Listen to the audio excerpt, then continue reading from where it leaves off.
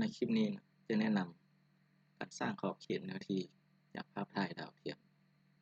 คืออันนี้นี่เขามีภาพถ่ายอยู่แล้วเนาะเพียงเขาอยากได้โพลีกอนหรือว่าขอบเขตเนื้อที่ของมันก็สามารถสร้างได้โดยในนี้เครื่องมือ ArcToolbox อันดับแรกเข้ามาในนี้ 3D Analysis Tool Raster Recast แล้วมาอยู่นี่ Recastify ดับเบิลคลิกเข้าไป Input Raster นี้เลือกภาพที่เราต้องการมาคำนวณแล้วเข้ามานี่ Classify Class เลือกเอาเลขหนึ่งโอเคตัวนี้ Output Raster เราต้องการเซฟไว้ใส่อันนี้ก็ไม่สำคัญ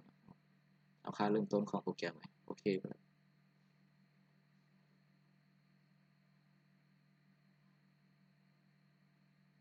ตัวนี้เนาะความหมายการใส่ Reclassify แม่นคือการแปลงภาพถ่ายดาวเทียมนี้ให้มันเป็นเนื้อเดียวให้มันเป็นสีเดียวคือจากภาพถ่ายนะมันมีทั้งสีเขียวสีดำสีแดงสีฟ้าพวกนี้แล้วการเฮ็ดตัวนี้ Reclassify นี่เป็นการ Convert หรือการแปลงให้มันเป็นเนื้อที่ตัวเดียวก่อนแล้วเราจะสามารถสร้างเป็นเนื้อที่เป็นขอบเขตเป็นโพลีกอนของภาพถ่ายนี้ได้นะอันดับแรกแล้วไปนะขั้นตอนที่2ขั้นตอนการแปลงตัวนี้มันยังเป็นภาพอยู่นะเวลาเราติ๊กมันยังเป็นภาพอยู่วันนี้เราต้องแปลงขั้นตอนที่2เข้ามา conversion tool เพื่อแปลงภาพตัวนี้ให้มันเป็นเนื้อที่มันมีเครื่องมืออยู่นี่เนาะ conversion tool from raster จากภาพถ่ายนะแล้วมาในตัวนี้ raster to polygon ดับเบิลคลิกเข้าไป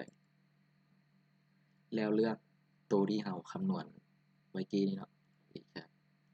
อันนั้นก็ต้องเปลี่ยนโอเคเลย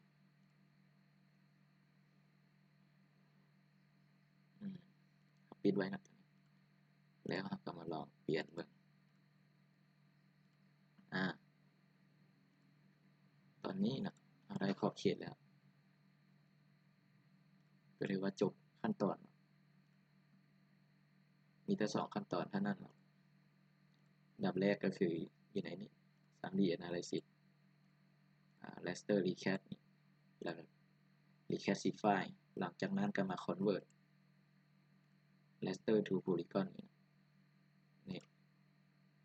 อันนี้เนาะโอเค